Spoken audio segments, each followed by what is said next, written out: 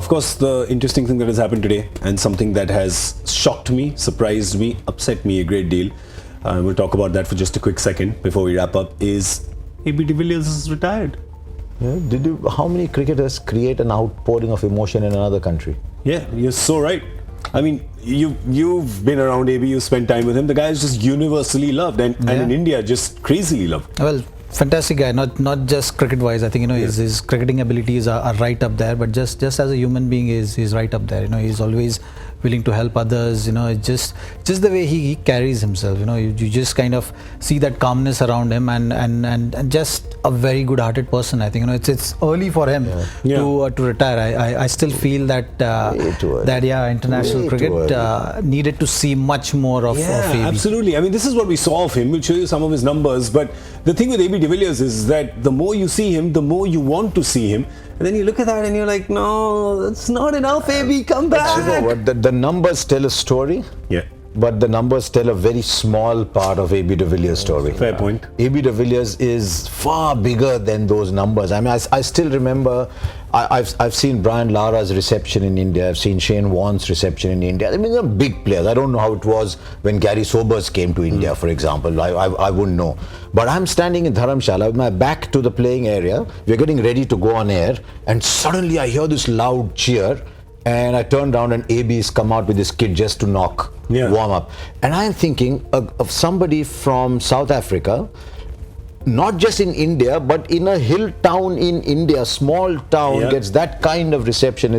I don't think there's been a more popular player in India. Yeah, and you look at him, Joy, and you say, hang on, this guy's got at least 4 years of cricket left in him. What was that catch? That catch, he took that catch 10 days ago. The fact of the matter is, what's going to happen, and it's a sad, bad fact of life, is that international cricket is almost the opposite of every other international sport. In every other international sport, you play for your club 8-9 months a year, and you play for your international team 2-3 months a year. Now, so far what has happened is international cricket you play 8-9 months a year and play for a franchise maybe 2-3 months a year. That model doesn't work because countries will never pay you as well as leagues will. Okay. So over time, what is going to happen is what happened with Brendan McCullum when he said that my body has 3-4 more years to go and make a bit of money to make sure that my next generation is secure. So you think there was a quiet little drink that AB and Brendan McCullum must have had together in Bangalore?